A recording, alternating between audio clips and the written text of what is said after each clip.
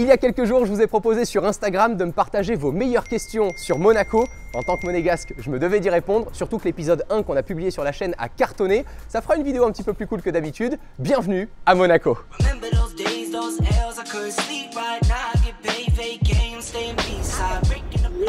Est-ce que c'est vrai qu'il n'y a pas d'impôt à Monaco? Alors, oui et non. Si tu es monégasque ou résident à Monaco et que tu es suisse, belge, italien, c'est vrai, on n'a pas d'impôt, qu'on gagne 20 000 € ou 20 millions d'euros. Par contre, si tu es français ou américain, tu continueras d'être imposé sur le revenu, surtout en tant que français si ton revenu est fait en France. Petite subtilité à tout ça, et certains ne le savent pas, si tu es français, que tu résides à Monaco et que tu as des actions par exemple en bourse aux États-Unis, alors le bénéfice sur ces actions en bourse ne sera pas imposé à Monaco. Et ça peut faire toute la différence.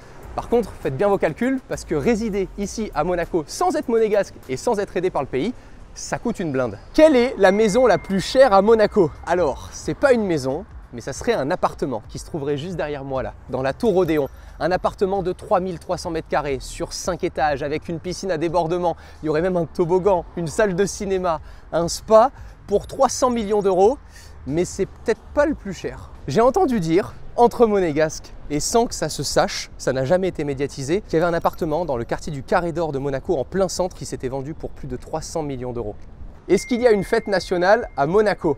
Oui, c'est le 19 novembre et on fête ça chaque année comme il se doit. Tous les monégasques sortent leur drapeau rouge et blanc fièrement sur les terrasses. Il y a aussi ce jour-là la messe solennelle à la cathédrale de Monaco sur le Rocher, une cérémonie officielle au Palais Princier, le défilé militaire dans la cour d'honneur du palais et une ambiance de ouf dans la ville avec plein de festivités le soir et des feux d'artifice. Alors pourquoi est-ce qu'on fête ça un 19 novembre? La fête du prince, c'est comme ça qu'on l'appelle.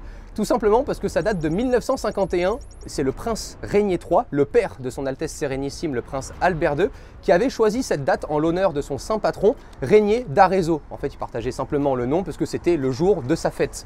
Et le prince Albert aurait pu, lui, choisir le 15 novembre, le jour de la fête Albert.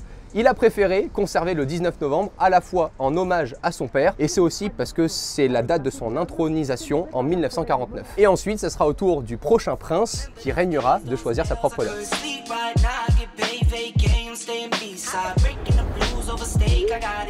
Est-ce qu'on peut perdre sa nationalité?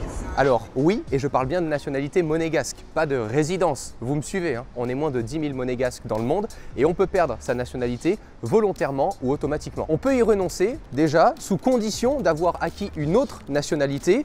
Bon, par simple intérêt, ça serait complètement con puisque vous avez bien compris tous les avantages qu'on a à être monégasque. Mais bon, pourquoi pas. Aussi dans le cadre où un monégasque acquiert une autre nationalité sans avoir l'autorisation du prince. Et puis pour fraude, évidemment, si on a obtenu notre nationalité sans être dans les règles, ou alors si un enfant monégasque est adopté par une famille qui n'est pas monégasque, il pourrait se voir retirer sa nationalité. Je réponds d'ailleurs à la question de comment est-ce qu'on devient monégasque dans l'autre vidéo. Anecdote, tout le monde sait qu'il y a des Bugatti à Monaco, mais personne ne sait qu'on peut prendre un bateau-bus pour 1,50 €, on traverse le port.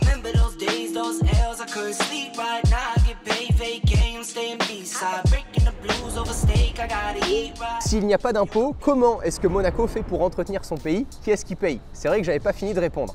Alors ici, le pays vit principalement grâce à la taxe sur la valeur ajoutée, la TVA. Et parce que les gens qui habitent à Monaco et au-delà des monégasques, les résidents, ceux qui ont une adresse fiscale ici, comme les pilotes de Formule 1, ils sont pétés de thunes. Donc forcément, ils dépensent beaucoup plus d'argent. Donc il y a beaucoup de TVA qui rentre pour faire tourner le pays. Et au-delà de ça, les entreprises aussi peuvent être taxées à 33,3% si elles réalisent plus de 25% de leur chiffre d'affaires en dehors de Monaco. Si ça fonctionne si bien, c'est parce qu'on est le deuxième plus petit pays après le Vatican. Monaco fait 2,5 km². Ça pourrait pas marcher si on était des millions évidemment ici. Et en plus de ça, on dépend de l'armée française. Ça aide dans le budget. Mais ça, j'en ai parlé dans l'épisode 1.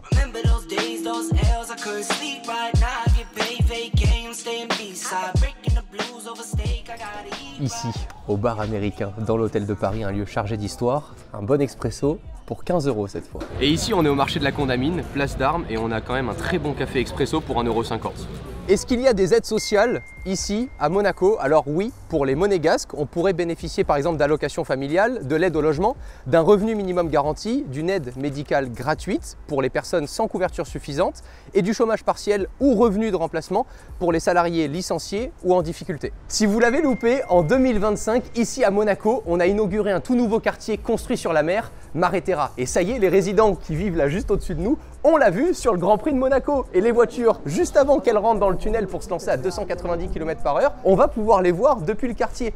Par contre, le circuit reste inchangé. Comment a été fondé Monaco? Alors rapidement, parce que si ça vous intéresse, vous nous le dites dans les commentaires et puis on fera peut-être une vidéo exceptionnelle sur toute l'histoire de cette principauté. Tout commence avec la fondation d'une colonie par les Phocéens de Marseille en -600 avant Jésus-Christ, appelée Monoikos. Mais la principauté actuelle, celle qu'on voit là, elle est née en 1297 lorsqu'il y a un gars qui s'appelle François Grimaldi, qui est déguisé en moine franciscain et qui s'empare de la forteresse des Génois, le Rocher. Il est rentré déguisé, il s'est emparé du Rocher et depuis cette date, c'est la famille Grimaldi qui règne quasi sans interruption sur Monaco et le pays devient un État souverain en 1861 par traité avec la France.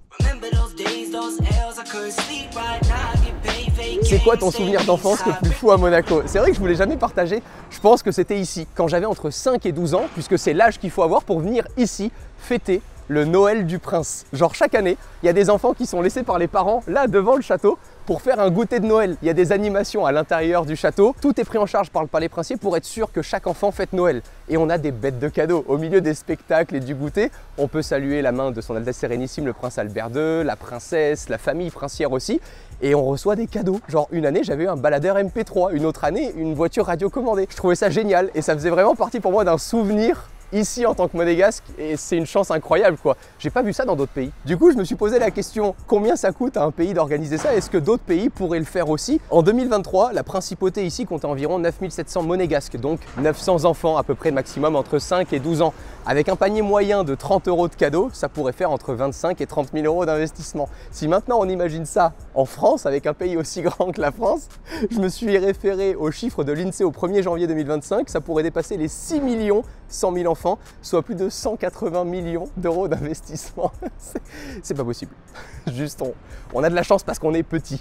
Anecdote, pour aller jusqu'à Nice, jusqu'à l'aéroport depuis Monaco en voiture, c'est environ 45 minutes. En hélicoptère, c'est 7 minutes. Celle-là, elle m'a fait rire. Est-ce que les riches planquent vraiment leur argent ici? Bon, historiquement, c'est vrai, mais Monaco a quand même beaucoup changé depuis les années 2000. La principauté applique maintenant les normes internationales en matière de transparence fiscale, mais aussi de lutte contre le blanchiment. Mais malgré ces efforts, Monaco est repassé en janvier 2023 sur la liste grise en surveillance renforcée de l'organisme de lutte anti-blanchiment. La principauté maintenant est déterminée, évidemment, vous vous en doutez, pour mettre en place les dernières recommandations de l'organisme Gafi. Je vous laisse plus d'infos avec un article en description. Est-ce qu'il y a des HLM à Monaco? Alors, oui, et on est bien loin du cliché des HLM français. Ça s'appelle les appartements domaniaux, c'est géré par l'État et protégé surtout par l'État pour permettre aux monégasques de se loger à des prix normaux. Parce qu'ici en principauté, il y a des apparts qui se vendent à plus de 100 000 € le mètre carré. Ça ne nous permettrait pas d'être logés normalement. Et ça, c'est géré par la direction de l'habitat à Monaco et ça permet aux familles, en fonction du nombre d'enfants, si on est marié, célibataire, de pouvoir avoir un appartement subventionné par l'État.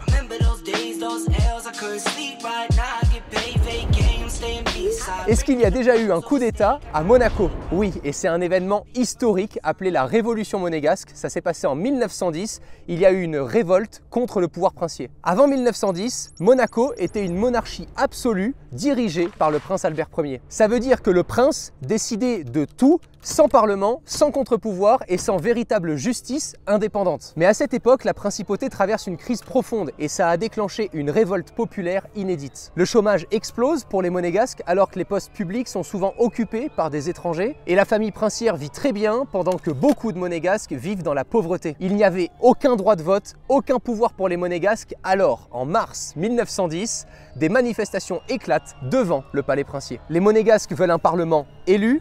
Ils veulent des droits pour les citoyens et un contrôle des dépenses publiques. Alors Albert Ier, le prince, à ce moment-là, qui est un scientifique et humaniste, comprend qu'il doit se bouger pour moderniser l'État, pour préserver la paix.